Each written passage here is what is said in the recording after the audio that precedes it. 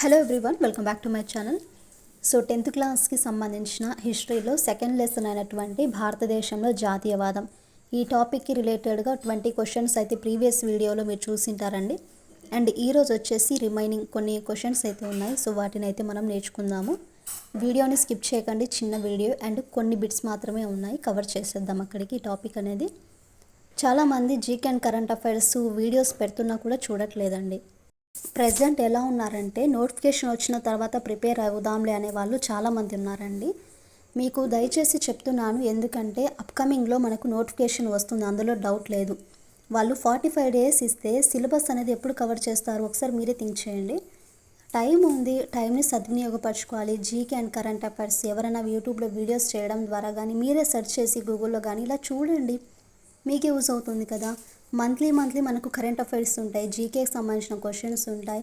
So వాటిని అన్నిటిని కూడా యూటిలైజ్ చేసుకోండి. ఇంకా మరి మీకు ఇంటర్మీడియట్ గురించి మళ్ళీ థింక్ చేద్దాము, ఎందుకంటే బుక్స్ దొరకాలి, ప్లస్ సిలబస్ అనేది యాడ్ చేయాలి. కొత్తది ఇచ్చారా పాతది ఇచ్చారా అనేది మనకు తెలుస్తుంది. సో అంతవరకు మనకు కన్క్లూజన్ ఏంటి, 6th నుండి 10th క్లాస్ ఓవరాల్గా టెక్స్ట్ బుక్స్ చదవాలి. And remaining PAE, psychology, so ఈ సబ్జెక్ట్స్ అన్నీ ఉన్నాయి. అందులో కూడా మనకు సిలబస్ అనేది పెద్దగా చేంజ్ అవ్వదు, టాపిక్స్ అనేవి చేంజ్ అవ్వవు. నువ్వు ఎన్ని బుక్స్ వాడినా కూడా అందులో ఉండే మనకు కంటెంట్ అనేది మారదండి ఎప్పుడు కూడా. And GK and current affairs మనకు 6 months ఉండేది ఇస్తారే తప్ప, పిఏఈలో సేమ్ టాపిక్స్ ఉంటాయి అండ్ సైకాలజీలో అవే ఉంటాయి. ఇంకా మన కంటెంట్ మెథడ్ అంటారా, మనకు ఒకటి డౌట్ ఏంటి ఇక్కడ, 10th class new syllabus, so అది చదివేస్తాము. ఇంటర్మీడియట్ ఒక్కటే మనకు బ్యాలెన్స్ ఉంది, ఎందుకంటే టెక్స్ట్ బుక్స్ అనేవి దొరకలేదు, ఉంటే మాత్రం ప్రిపేర్ అవ్వండి, ఇదొక్కటే కదా. సో మరి టైం దొరికినప్పుడు మీరు వాటిని యూటిలైజ్ చేసుకోవాలి తప్ప క్లాసెస్ అనేవి ఫాలో అవ్వకుండా, సరే అండి మన క్లాస్ లేకున్నా పర్వాలేదు, గూగుల్లో మీకు జీకే అండ్ కరెంట్ అఫైర్స్కి సబ్జెక్ట్స్ ఉంటాయి, సో వాటిని అయితే చూడండి, ఓకేనా.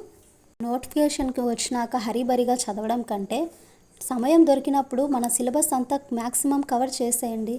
సో ఏదైనా సరే మీ మంచికే చెప్తున్నానండి, సమయాన్ని వృధా చేయకోకుండా ఏదైతే మీరు వీక్గా ఉన్నారో ఆ సబ్జెక్ట్ని చదివి కవర్ చేసుకోండి. సరే అండి, ఇంకా 21 క్వశ్చన్ చూసుకుంటే ఇక్కడ డాక్ కార్మికులు ఏ సమయంలో మనకు సమ్మె చేశారంటే ఇయర్ అడిగారు. ఇక్కడ డాక్ కార్మికులు అనేది 1932లో సమ్మె చేశారు. టెక్స్ట్ బుక్స్ మీ దగ్గర ఉంటే చూడండి, డాక్ కార్మికులు అనేవారు 1932లో సమ్మె చేశారు. ఎప్పుడు అండి, 1932లో. నెక్స్ట్ 22 క్వశ్చన్ చూద్దాం ఇప్పుడేంటో. గాంధీ అంటరాని వారిని లేదా ఇలా పిలిచేవారు. సో గాంధీ గారిని అంటరాని వారి అని ఎలా పిలిచేవారు, హరిజనులు దేవుని పిల్లలు అని పిలిచేవారు. హరిజనులు లేదా దేవుని పిల్లలు అని పిలిచాడు.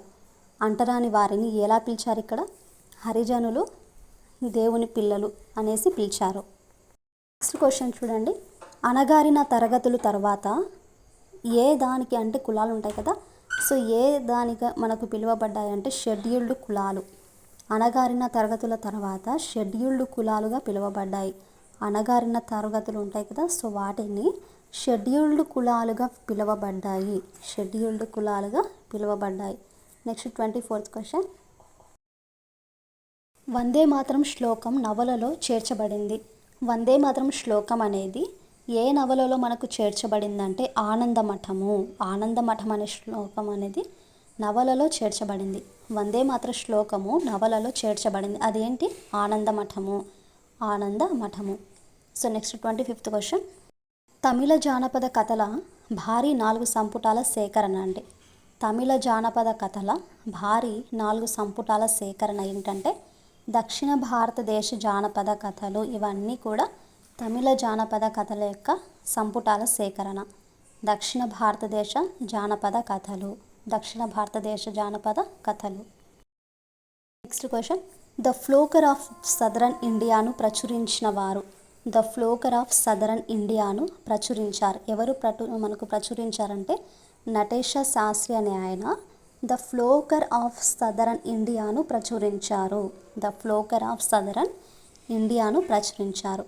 ఎవరండి, నటేష శాస్త్రి, నటేష శాస్త్రి. 27th క్వశ్చన్, గాంధీ మనకు ఏ ఇయర్లో స్వరాజ్ జెండాను రూపొందించారు. సో గాంధీ ఏ అంటే ఏ సంవత్సరంలో స్వరాజ్ జెండాను రూపొందించారు? సో 1921లో మనకు స్వరాజ్ జెండాను రూపొందించారండి. ఎప్పుడు? 1921. ఆన్సర్ 1921. సో ఇదండి ఈ టాపిక్కి సంబంధించిన కంప్లీట్గా 27 క్వశ్చన్స్ అయితే ప్రీవియస్ వీడియోలో 20 క్వశ్చన్స్ అండ్ నెక్స్ట్ ఇవి టోటల్గా మనకు 27 బిట్స్ అయితే వచ్చాయి. సో ఐ హోప్ మీరు లాస్ట్ వరకు చూసి ఈ వీడియోని యూటిలైజ్ చేసుకున్నారనేసి అనుకుంటున్నాను. వీడియో నచ్చితే please to like and share, subscribe to my channel. And GK and current అఫైర్స్కి సంబంధించిన షార్ట్స్ కానివ్వండి, వీడియోస్ కానివ్వండి చేస్తాను, చూస్తూ ఉండండి. లేదా మేమే చూసుకుంటాం మేడం అంటే గూగుల్లోకి వెళ్ళి సెర్చ్ చేసినా కూడా మీకు అక్కడ అనేవి దొరుకుతాయి. సో ఇదండి చిన్న video and informative video. So next notification వస్తుంది, అలర్ట్గా ఉండండి. సిలబస్ అనేది కంప్లీట్ చేసేయండి.